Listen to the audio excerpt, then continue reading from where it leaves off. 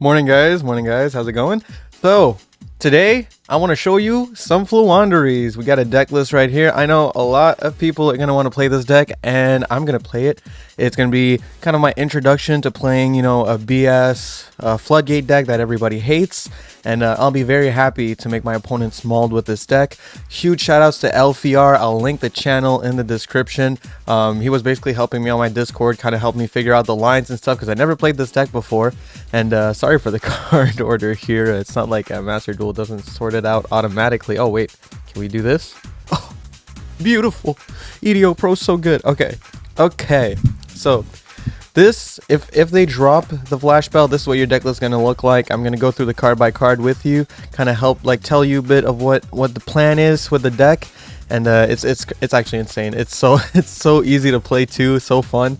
And well, it's fun for the guy playing, I'll say that much. Not fun for the guy playing against, from what I'm seeing here. We run 2 M-Pen. You just have to run 2 M-Pen. What this card does is it's going to search any of your Floowandereeze spell or traps, and you're almost always going to be searching your one of trap here. It's which this card allows you to normal summon on your opponent's turn, and it's going to be very important for the combos. As you may already know, this deck is all about normal summoning, and it's also about banishing your monsters, and you can use your smaller birds and the banish pile as kind of ways of chain blocking your searches, because if you don't, this deck is quite susceptible to hand traps. But anyway, M-Pen searches a spell or trap, and also well, it gives you an extra summon after. Pretty much actually I think every Floowandereeze gives you a normal summon after their first effect, and they have an effect in the banish pile to add themselves to the hand when you summon a Floowandereeze monster. Oh no, it's just if you normal summon a winged beast, not even if you summon a Floowandereeze monster. So it's pretty crazy. Yeah, so Floowandereeze M-Pen, you can tribute summon it, add a Floowandereeze spell or trap from your deck to your hand, then after this effect resolves, you summon a monster. Pretty simple stuff, but this trap allows for a lot of combos once we get to Robina, and I'll explain that in a moment. We've got Ryza the Mega Monarch. This card is very easy to summon in the deck. You'll usually be summoning it after you search. You can search it with Eglin here, because this card will search a level 7 or higher winged beast from your deck. So this is a really good way of getting Ryza on your opponent's turn, because you can do a whole chain of link summon. You can do a whole chain of normal summoning, starting with Robina, let's say, and you can get up to like 5 normal summons in a turn, and you can end on something like a Ryza or a Miss Valley or an M-Pen, and you can do it on your opponent's turn. It's not your opponent's turn anymore, it's our turn, okay? Dimension Shifter, this card, you absolutely must play it. It's a 3-up for sure. This is probably like the best hand trap in the game, and this deck is one of the best decks at playing with Dimension Shifter. This card basically, quick effect, you can send this card from your hand to the grave. Until the end of the next turn, any card sent to the grave is banished instead. So it's Macrocosmos as a hand trap. It's absolutely broken in this deck, especially since with the Ryza doesn't tell you have to target your opponent's cards, so you can actually bounce you can actually bounce your Dimension Shifter from your grave back on top of your deck with your Ryza, while also getting rid of some cards on your opponent's side. So you can stack it up and just keep dimension shifting for 2 turns. So it's a long, arduous process playing against Floowandereeze for stuff like that. Dimension Shifter, if you see this card in your starting hand, you're probably winning, unless your hand is really bad. Kind of hard to see happen because you have 3 Pot of Prosperity and 3 Pot of Duality. It's one of the decks that are the best at playing these cards, because Pot of Duality, no special summoning, no problem. I'll just normal summon 5 times instead. And obviously Pot of Prosperity, I mean, literally, you're seeing a lot of URs in this extra deck. There's about like 5 useful cards in your extra deck that you actually are going to use like regularly. Most of the rest is just like fodder for Maximus. Let's just keep going through the card by card here though. Miss Valley Epic Savian is just, in this deck, it's not for no like infinite negate stuff. It's just a regular old Omni Negate. You know, you can summon it, Omni Negate, bounces back to your hand, and you can summon it again. So it's kind of recursive, but not like crazy like it is in like Dinos or something like that. Barrier Statue of the Stormwinds. I mean, this card is probably your best normal summon that you can't do off of your map. I'll explain map in a moment, but yeah, this is one of your stronger normal summons, and you can even summon this on your opponent's turn pretty consistently and easily. It really depends on your hand. We've got 3 Eglin. This is a must play. You have the 3 Eglin and the... Wait, we're playing... yeah, 3. Okay, the third one's here. 3 Eglin, 3 Robina. This is basically your main combo pieces. So what you want to usually do is start with Robina. Robina is going to search on summon a level 1 winged beast. You're going to search your Eglin. And your Eglin, basically it searches level 1 winged beast and you can normal summon. So you'll summon the Eglin. Then Eglin will search a level 7 or higher winged beast. So you'll search the M-Pen and then you can normal summon the M-Pen with the Eglin effect. And then with the M-Pen you can get the trap. And then you can normal summon again. So if you had other extenders, you can keep going. All the while, if you have cards in your banish pile, like birds in your banish pile, they're going to come back to your hand to chain block your searches. Obviously, it's going to be easier to explain when we're playing, but the game plan is pretty much always starting with Robina. That's usually ideal. There's other ways to play. Gold Sarcophagus is incredible in this deck because they add themselves back to the hand. So yeah, a lot of different ways to play the deck, but definitely Robina is probably like the best monster, or like the best starter. It's the best starter for sure. Stry and Toucan you play one of. They're both like useful sometimes, but definitely not like the most important cards in the deck. So Floundereeze and Stry, basically you banish a card from your graveyard and you can normal summon one winged beast monster. This effect is pretty useful when you want to pop off one of your like banish effects or like get something back in the hand from normal summoning again and stuff like that. And Toucan is really good because M-Pen is because it's a higher level Floundereeze, it will not bring itself back from the banish pile when you summon. Floundereeze and Toucan, this one you can target one of your banished Floundereeze cards, add it to your hand, then immediately after this effect resolves you can normal summon one winged beast monster. So basically what you do is you summon Toucan, and if you have a banished M-Pen, M-Pen doesn't bring himself back on its own, so you just bring it back with the Toucan. DD Crow is a searchable hand trap because it's a level 1 winged beast, so we can search it with Robina, and that does come up sometimes. You definitely will be searching your DD Crow from time to time with the Robina, so pretty useful stuff there. Gold Sarcophagus is obviously insane in this deck because of all the banish triggers. I already talked about these wonderful draw cards. 3 Book of Moon. Book of Moon is just good because you're going to stop your opponent from special summoning. You're going to Book of Moon their monster. They won't even be able to do anything. It's just going to be easy clap. Thank you very much. Called by the Grave, essential. And then you have Floundereeze and the Advent of Adventure. This card, banish one winged beast from your hand or face of field, add one Floundereeze or one Floundereeze field spell from your deck to your hand, then gain 500 life points. This is basically just like a consistency boost for the deck. It is very good. We don't know if it's going to be in the pack. If it's not in the pack, if it's not in the game, we can replace it with the Dogmatica package. Maybe replace it with one Ecclesia, one Nadir Servant, and like 3 Dogmatica Punishment and find something else to remove. Or you could just replace it with Max C. What I think I would do personally though, if I was to replace this, if it's not in the box, I'm just going to replace the consistency card with probably a Nobleman of Crossout. I think 1 or 2, probably 2 Noblemen of Crossout and an Ash in here, just to, or maybe a Veiler. You know, just make a little Nobleman of Crossout package because this card, this deck is very susceptible to hand traps. You really want your first summon of Robina to go through. So that might be what I do if they don't put it. If they do put it, you just run it. You just gotta. Floundereeze and the Unexplored Winds. This is a great card, but you only want to run one. The thing that's so cool about this card is that you can tribute monsters that require 2 or more tributes. You can summon using a monster on your opponent's side of the field. Where this gets kind of ridiculous is if you have this face up while you also have the trap face down, you can normal summon on your opponent's turn and tribute over their monsters, but it gets better because you have another way of normal summoning on your opponent's turn. Your field spell, when your opponent normal summons a monster, you can normal summon a monster too. And here's the funny thing.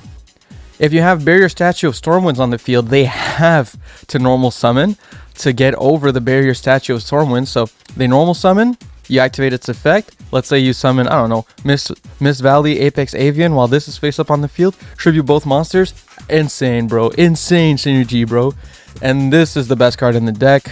Harpy's Feather Storm.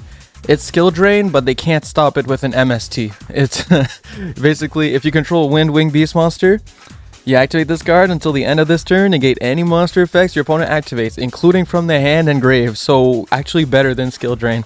Literally better than skill drain in this deck. It's just insane. Technically, if you want to, you can run a Harpy's Feather Duster to search if they pop it, but I don't know. I didn't find a card that I want to remove for it, and I don't want to play 41. The extra deck. So the only really important cards for the extra deck are literally Kiki Nagashi Fucho. What are the other ones? Yeah, Downward Magician, Zeus, and Underworld Goddess. I mean, I guess also assembled Nightingale technically, but not really. And Underworld Goddess of the Closed World. Everything else, every other card, literally just a target for Maximus if your opponent is playing like Dogmatica, Invoked, Shaddolls, you know? So other than that, like, literally nothing else. So don't worry too much about the extra deck if you're worried about all these URs and stuff. Like, you can make yourself a Nova. This card's pretty low rarity. And, you know, make a Nova, make a Mikaba. It's super rare, and that's a perfectly fine target. They're also just targets for prosperity, right? So that's really it. Like, it doesn't really matter what you run other than those. Don't really worry about it too much. But that's the deck. I'm going to show you a couple of replays. Well, I think I'm going to play, actually, and just explain what I'm doing while I play the deck. But, yeah, let's just do that right now. Alright, so I'm just going to quickly take you through the basic combo here. We've gotten a lot of extra cards though, so if you have the map, you almost always want to use it. It's just going to make it so you don't have to use your regular normal summon. So you activate the map here, you're going to reveal the Robina, and banish an Eglin. And this is just insane because basically it sets up a chain block for you, because it's going to put a Floowandereeze in your banish pile, then you can activate the effect of your Robina and chain block it with the banish effect of Floowandereeze monsters, which is all the small Floowandereeze have this effect in the banish pile of adding themselves to the hand when you normal summon a Floowandereeze. So now you can search a small Floowandereeze, and obviously we have plenty of Eglin in the hand, so I think you just go for either a Diddy Crow or you can go for a Barrier Statue. I think we're going to go for Barrier Statue here since we're not even going to use our regular normal summon. And now we can normal summon again, and we're going to summon out the Floowandereeze Eglin. Eglin effect activates. We get to search a big boy and normal summon a card. So obviously, we're going to summon the big boy M-Pen right here. So use these two, make M-Pen. Then M-Pen effect activates, and it's just like earlier, we're going to chain block it using our Robina in the grave, in the banish pile, sorry. No grave usage in this deck, baby. And basically you can search the trap here. That's probably the best option. It's going to allow you to summon Robina on your opponent's turn and do full combo on your opponent's turn. And then we get to summon again, and we don't need to summon either of these, so I would just go for a Barrier Statue here. So no special summoning. We can activate our Gold Sarcophagus if we want to. There's a couple useful targets for this, but right now, since we already have an Eglin and banish pile, it's not too necessary. We just set this here. If you really want to activate it, I mean, I guess you go for it. Just gives you an extra fodder in there. I don't even know which one I want to put in the banish pile, to be honest with you. I guess maybe a Toucan, so that we can bring it back later and maybe use it if we want to bring back a banish card.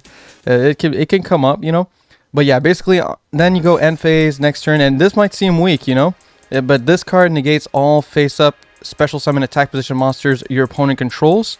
And this one negates, well, obviously, Barrier Statue stops your opponent from special summoning. The reason this is so good, though, is because of this trap here.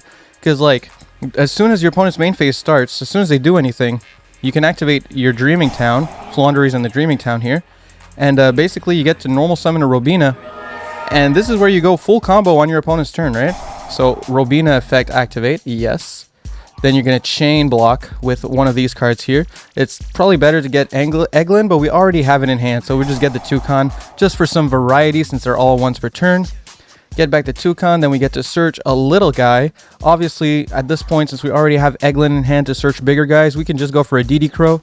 So you add a Diddy Crow to the hand, why not, right? Then we're going to summon out the Eglin here. Boom! Eglin. Activate the effect of Eglin. Yes. And we can chain block it thanks to the other Eglin in the banish pile. So the other Eglin will add itself back to the hand, and we get to search a big boy. Search a big boy. Probably going to go for the Mist Valley Apex Avian here. We already have the Ryza in hand. And depending on who you're playing against, you might want to go for Ryza here. But since we're playing against nothing, it's since this is like, because Ryza is a mandatory effect, so you'll have to target your own cards if your opponent has nothing. Keep that in mind. So yeah, we're just gonna go for the Apex Avian here. We can tribute over the Robina and the Eglin, just like that. So we've got our Omni Negate, and I guess we can add back the Robina since we have the Eglin for our next chain of events next turn. And yeah. Pretty damn strong. This all happened on my opponent's turn, you know. Then my turn would come. What do I draw? Oh, it's a Book of Moon, you know. You do a little bit of Robina again, you know. And this is basically how the deck plays, you know. You just have your nice little grind game here. Yeah, normal summon. Okay, I don't know what that was there. That was weird. Yeah, so normal summon, activate effect. Then obviously, just like always, we try to chain block as often as possible with our banished FLOOWANDEREEZE cards here. So add back the Egglin, and we can search a card. I guess we search the Egglin again. And look at the advantage we're building is absolutely insane. This deck has a crazy grind game. Summon a Winged Beast here, yeah, definitely. I mean, we would summon the Egglin, get the other M-Pen with the Egglin, and obviously we don't want to negate. Oh, that's what it was. I could have negated it. I see. Get the other M-Pen here, and then we can normal summon that other M-Pen if we want to, attributing this and that.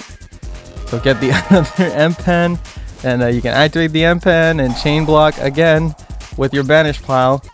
You're chain blocking, adding back to hand constantly. This is kind of the flow of the deck. And here, like, there's a lot of good options. Honestly, since you have map has the additional effect of you can normal summon a card when your opponent normal summons. So if you have this card here on the field, so yeah, basically this card has that added effect of if you were to tribute 2 monsters for a normal summon, you can tribute one of your opponent's monsters. And then you have this card that if your opponent normal summons, which like I said earlier, they have to if they want to beat over the barrier statue. Well, basically, when they normal summon, we use this effect to normal summon, right? If your opponent normal summons a monster, you can normal summon 1 FLOOWANDEREEZE monster.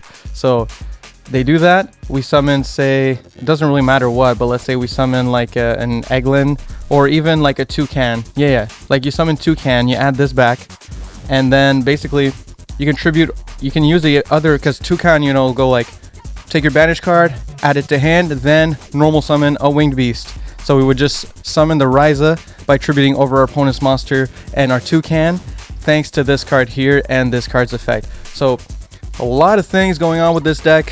Very easy to play though. The plays are very clear, and you'll see. You'll pick it up in a matter of minutes when you start playing the deck. The flow of the deck is constant and super easy to get down. So I think you guys are gonna love it. I'm just gonna say right now, you'd rather play this deck than play against this deck. That seems clear to me. It's gonna be super annoying to play against, but I look forward to playing it. Anyway, thanks for checking out the video. Huge shout out to the Ultimate Conductor tier members, Rapture, Bunkerman for 20, everyone supporting in Baby tier on Twitch. Thanks for the love. Make sure to like, comment, subscribe. Thank you.